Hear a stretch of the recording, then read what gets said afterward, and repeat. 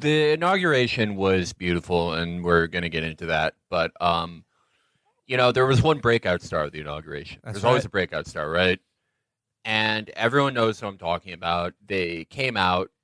Everyone was shocked that a person this age could be so profound and so beautiful and say so many profound things about America and their hopes and dreams. And, of course, we're talking about 78-year-old Chelsea art dealer Lou Perltzman.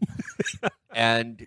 and probably this is probably our biggest guest ever, right? Yeah. Yeah, we're very excited. Friend of the show, Lou Totally. Perltzman. This is an exclusive. He's calling in to Dish on all the fashion critiques. Yeah. Yeah, I mean, honestly, as an institution, I'm shocked that more people aren't into Lou these days. I mean, you've seen the renewed interest in Fran. What about Lou?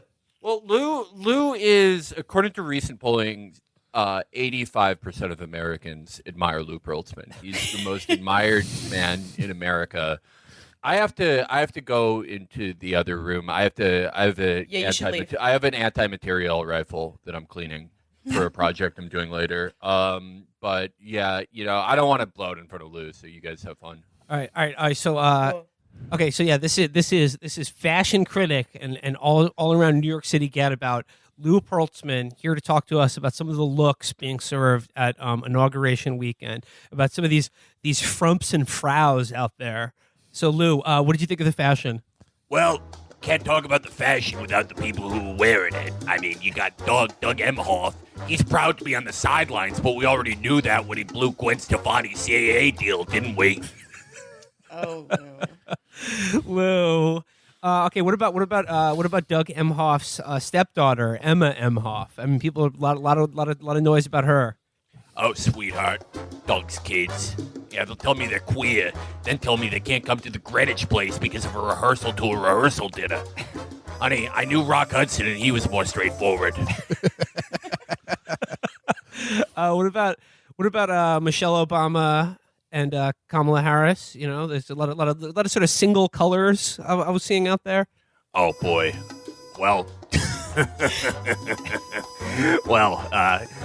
Michelle, sweetheart, I don't know who told you could wear purple, but I think you got some stakes in the grass. What about the First Lady, Dr. Jill Biden? Dr. Jill, oh yeah, she's talking about her credentials. Well, she should see a credentialed eye doctor if she thinks that suit jacket looks good on her. Was there anyone who what did look good that was dressed for the occasion and making a statement? Jill Zarin looked repulsive in honey salt. Got another word for Dr. Jill. Her husband was saying it's morning in America. Well, don't tell Jill or else she won't take her curlers out. I mean, there was some very, very, very powerful statements being made with fashion. Well, I mean, you can put a pig on lipstick, but can you make her think? Fashion bitch Lou Perltzman, everybody. Lou Perltzman. Well, I'd love to have you at my West Village place, but you'd sooner drop a screenplay in my lap than put out.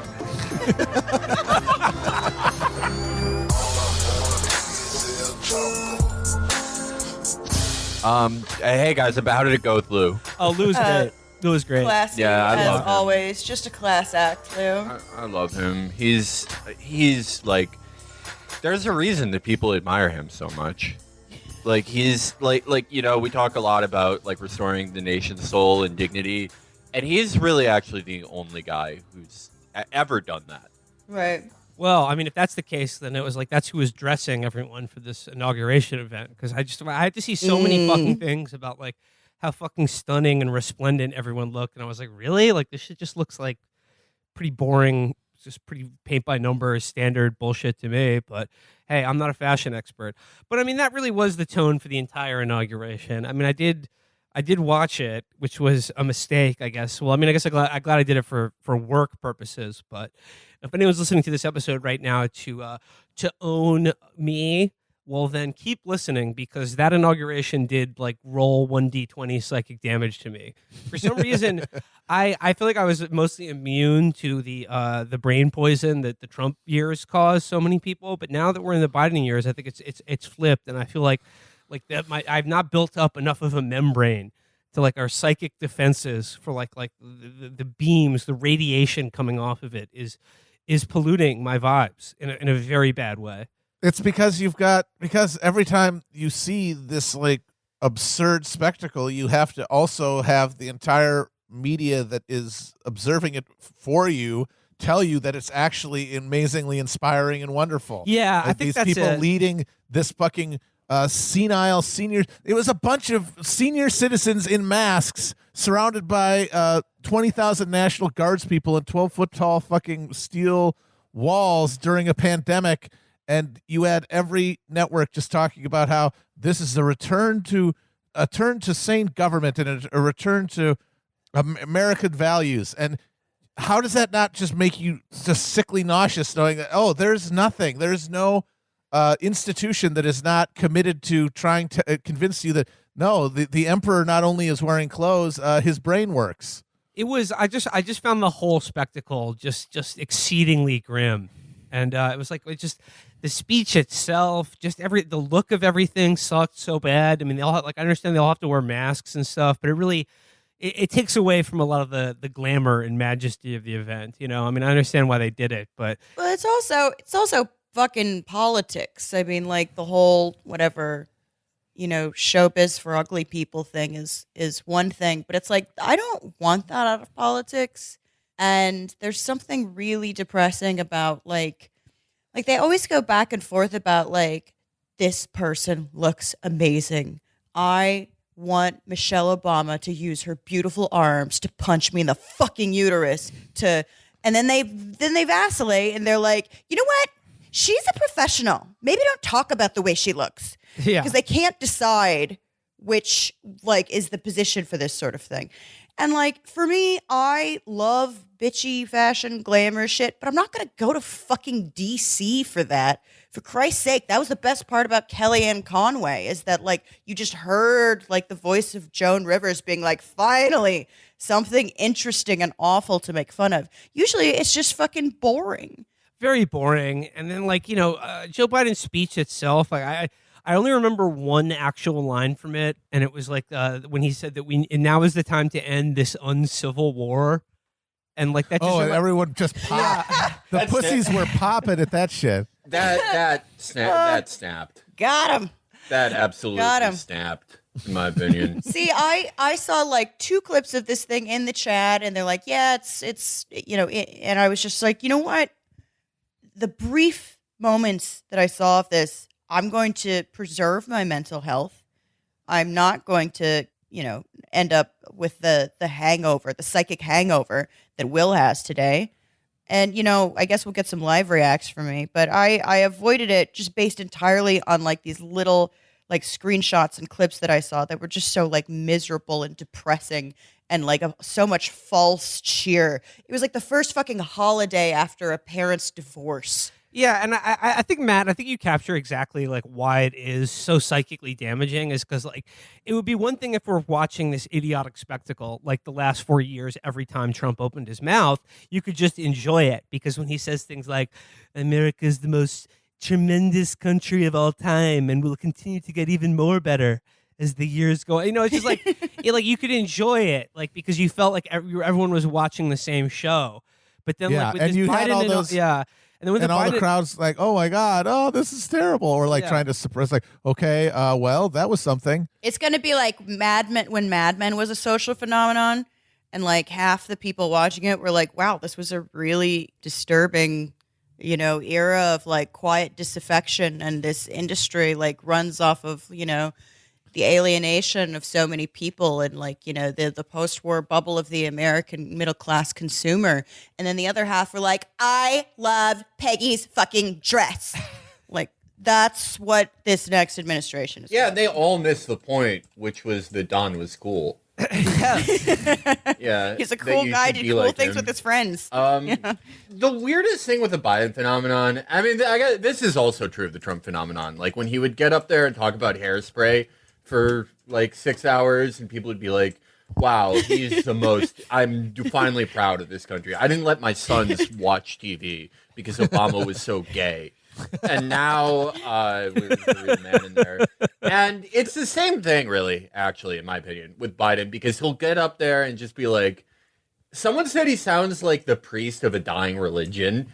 And that's the best way I've heard his speaking described. Because, yeah, he'll just get up there and be like, America isn't about who you got to say, do where you got to be. Everyone's got to be in the carpool, man.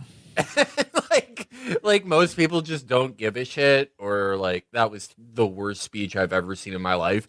But then I'd say like 20% of people are like, oh my God, I squirted lemon juice into my son's eye to make him cry because he has to realize how profound that is.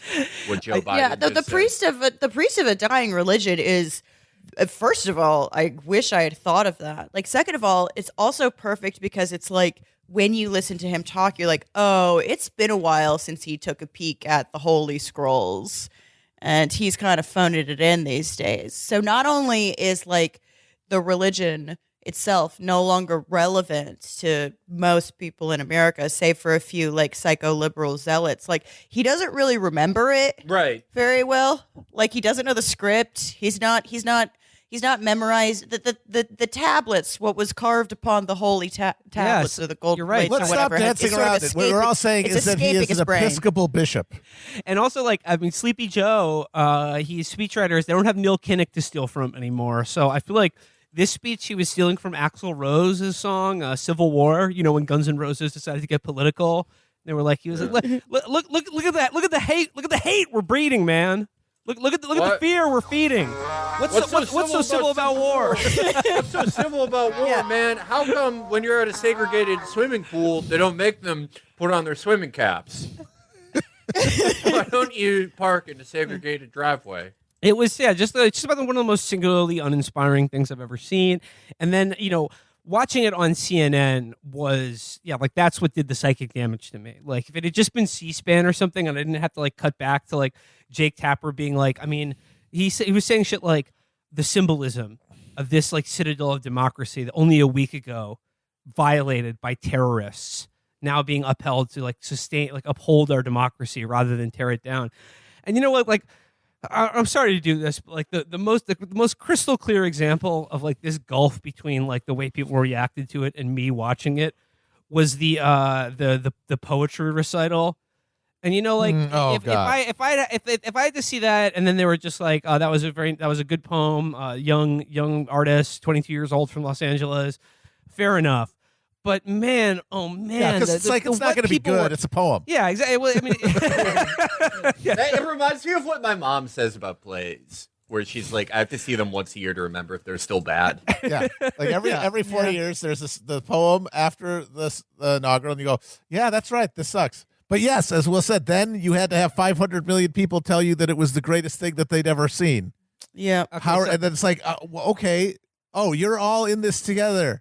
I mean, we all know that, but just having it thrown in your face that like, oh, yeah, you're in the Twilight Zone thing where everyone's the pig face, and they all think that the pig face, that's cool. It's good to look like that. And you're the fucking weirdo. I get mad because I understand that they're like zealots and they're like kind of true believers, but I can't help but feel like they're pranking me. Like they all got into a room together and they're like, when we're around Amber, let's pretend like it was so good and just like never break character. And I just get furious. I'm like, why are you doing this to me? I know you all planned this. There's a word for that, gaslighting. But it's like a mass. It's like a mass. It's an incredibly coordinated gaslighting. Yeah. Where they all like, this is what will make me into a paranoiac. The idea that everyone got together and like, and ultimately I am waiting for someone to dump a bucket of pig's blood on my head at any moment. And all you guys were in on it, of course. But this really only increases my suspicion of like human beings. Actually, why don't we just like just at random? Let's just hear just a little clip from Biden's speech and then a little clip from the poem. Let's get some live reacts to this because, like I said, I forgot virtually everything about both of them. Here's Biden. Uniting to fight the foes we face: anger, resentment and hatred, extremism, lawlessness, violence, disease, joblessness, and hopelessness. With unity, we can do great things, important things. We can right wrongs. We can put people to work in good jobs. We can teach our children in safe schools. We can overcome the deadly virus. We can reward work and rebuild the middle class and make health care secure for all. We can deliver racial justice, and we can make America once again the leading force for good in the world. All right, yeah, enough of that. It's amazing how we've been rebuilding the middle class for like 50 years now. Yeah. Let me know when you're done with that project. Yeah. I was really distracted by his baby hair. Yes, he has hair like a fine baby. Oh yeah, like flopping around. Just It's like a wispy gossamer. little. Just little Yeah, gossamer I bet his threads. head smells like a baby's head, actually. You know, at some point, like when old people develop sort of a nice, clean baby smell because they stop sweating, I think I bet he's like a pleasant little soft Hans Moleman man with little baby hairs now. They took my glands away, man. I'm as dry as a desert. You open up my belly button, Lawrence of Arabia will be in there. They just cut back and Don Lemon's like weeping. Like an Italian woman at a funeral. Every step Joe Biden takes, like baby powder kind of forms clouds out of his shoes. Just absolute pablum. I mean, I just like, and it's like sort of the surreality of all this taking place in the background of 400,000 people like dead and still dying of this fucking pandemic. And then we're going to like just come out our face and be like, yeah, America, we have a lot to be proud of. And like, we're going to be good again. It's just like, does anyone believe that? And then of course, while this is happening, tens of thousands, if not more people in America coming to terms with the fact that Biden is going to be president and having to decide whether or not this means that they're like betrayed or if, you know, they just didn't carry the one and actually like Trump is returning in another way. Like this is all occurring in the midst of prophecy failing too. So it's like, oh, well, we're going to have to deal with that again. Like, that's not going away. Like, how many times can they say, like, we're going to fulfill the promise of making healthcare secure for all Americans before people, like, it's just like, why do they even bother writing it at this point? Like, just get out there. Like, it should be like an Oscar acceptance speech. He should just get out there and be like, hey, I want to thank all the voters, my agent, Dr. Joe Biden, couldn't have done it without you. Next 4 years are going to be great. I'm king of the world. And then just go. I want to thank the Dreamers in Ukraine and Venezuela. We'll be sending CIA aid soon. All the next 4 years of Dreamers are going to be from Ukraine. All right. Do you want to hear a little bit of the poem? Of course. Yeah. If we're to live up to our own time, then victory won't lie in the blade, but in all the bridges we've made. That is the promised glade, the hill we climb, if only we dare it, because being American is more than a pride we inherit. It's the past we step into and how we repair it. We've seen a force. That was the one. I can't look. This entire genre. Yes. Has got to go. No, it really, yes. And I just realized, most poetry that's recited or performed now, it's just the cadence of the way you say it. It's not the prose. It's just that sort of style of speaking that people mistake for being profound. And like, I don't want to be like, oh, like this girl and her poem sucks so bad, because I remember like the poet that they got to do Obama's first inauguration or second one was absolute dog shit too, and probably even worse than this. They're always terrible. They're terrible. It's bad. It's a bad genre. Yeah. That's just get rid of slam poetry or poetry. You know that Joe wanted to do an Elvis impersonator, and they're like, no, you can't. He wanted to do Vinny. He wanted to have Andrew Dice Clay come out there and do the fucking limericks. Oh, that would have been entertaining. Is Buddy Holly still alive? He died. I forget. I just want to read here, though. This is from Dwight Garner in the New York Times, like his sort of review of the inaugural poem. And he writes here, in the poem she writes, "For while we have our eyes on the future, history has its eyes on us. This echoes "History Has Its Eyes on You," sung in Hamilton by George Washington. Later in the poem, she said, "Everyone shall sit under their own vine and fig tree, and no one shall make them afraid." This refers to a biblical passage Washington admire, and which the character of Washington sings in the musical. So, I mean, I'm sorry, like she's just cribbing from fucking Hamilton the musical. Come on. Right.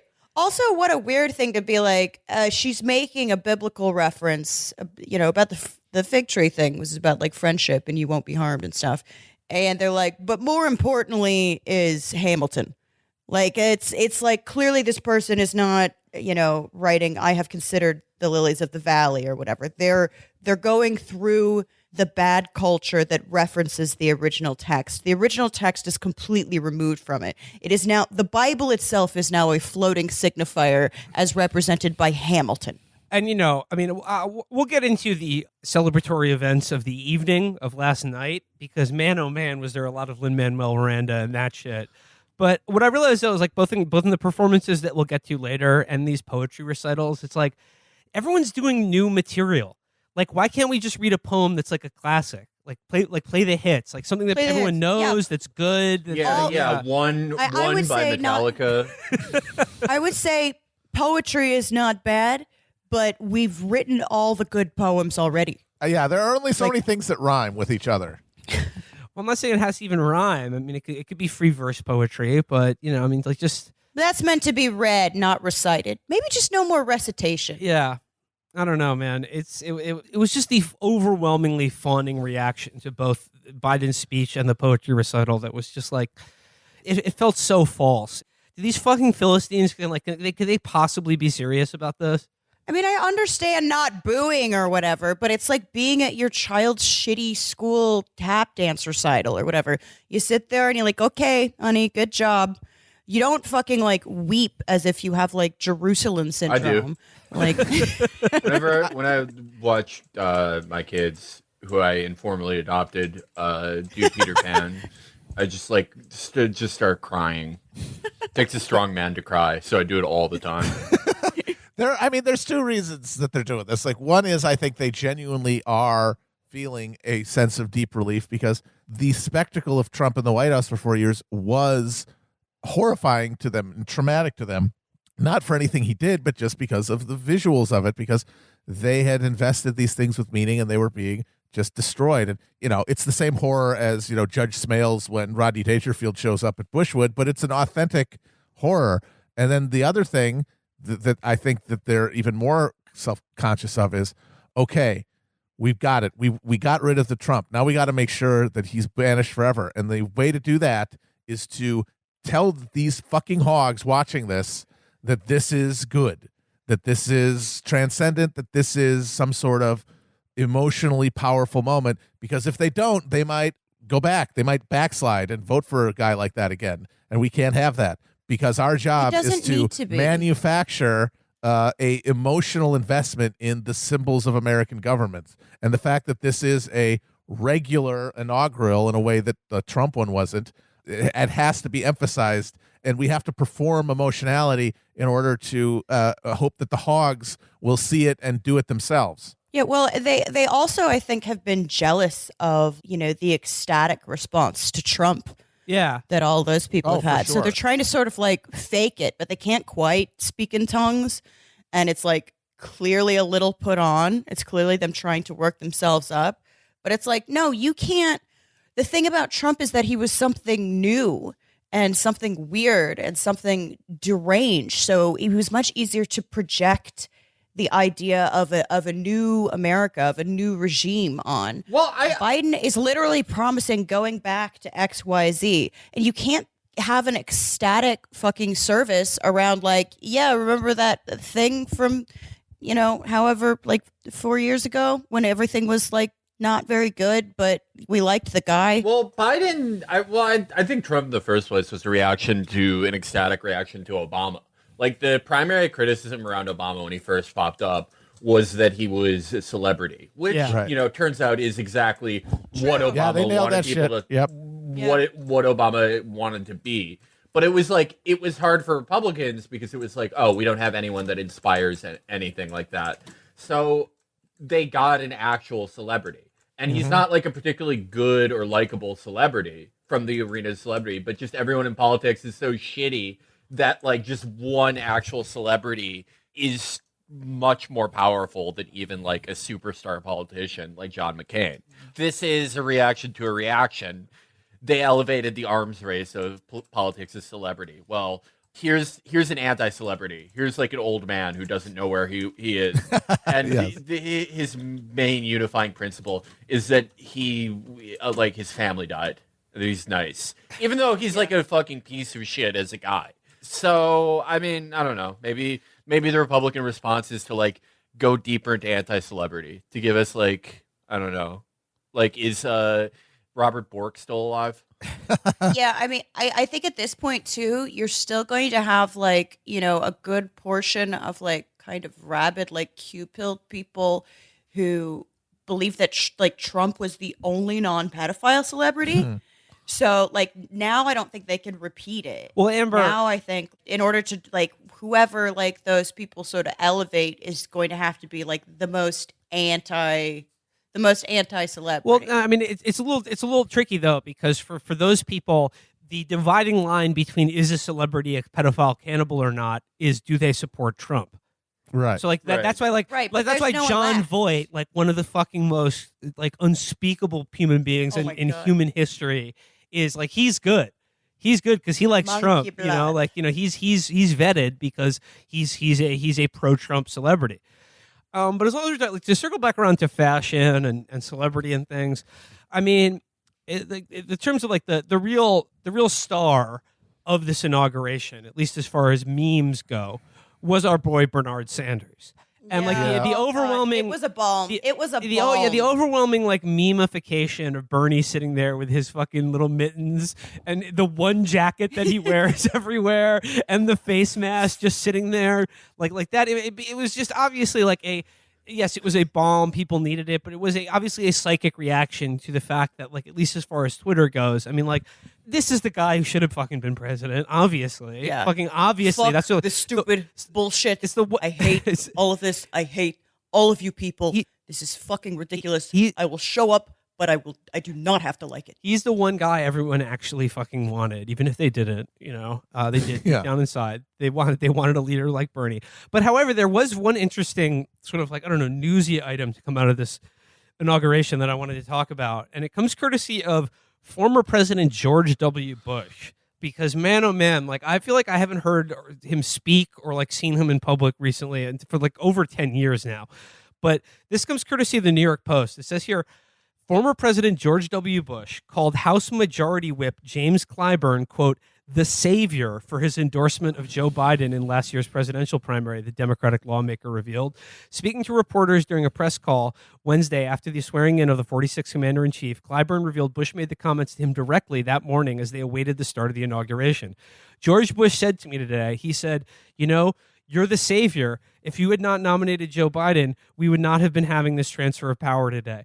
And what he's really saying there is like, thanks for thanks for really delivering for Joe Biden, because otherwise I would have had to support and vote for Donald Trump.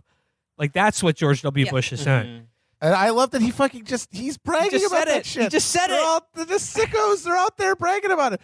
I was watching the CBS feed, and one of the dipshits they had commentary in between talking about how, you know, this is the greatest fucking American moment in history or whatever, said to talk about that very thing of you know, the coming together, because unity, of course, was the theme.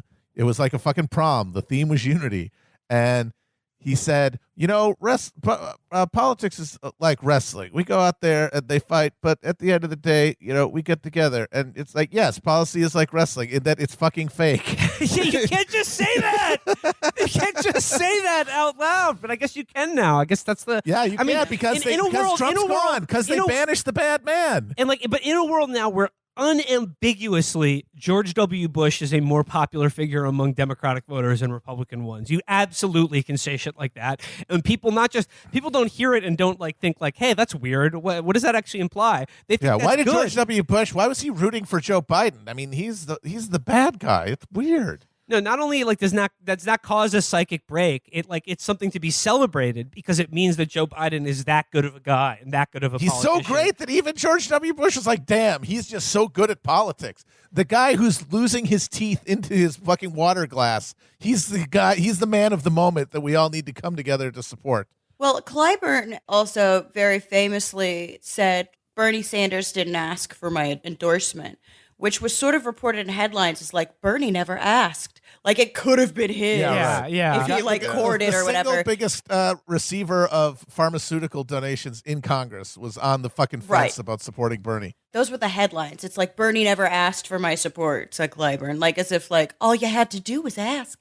But if you actually read his statements about it, he's like, I don't need to be courted. Which just means, no, I already made up my mind, Yeah, obviously. exactly. Like, it's just the most insane fucking, fuck him. Yeah, absolutely. Fuck him. Absolutely fuck him. And every single person at that inauguration other than sweet Saint Bernard Sanders. Honestly, if Bernie had just a couple of ball bearings, never mind. In the game, parody.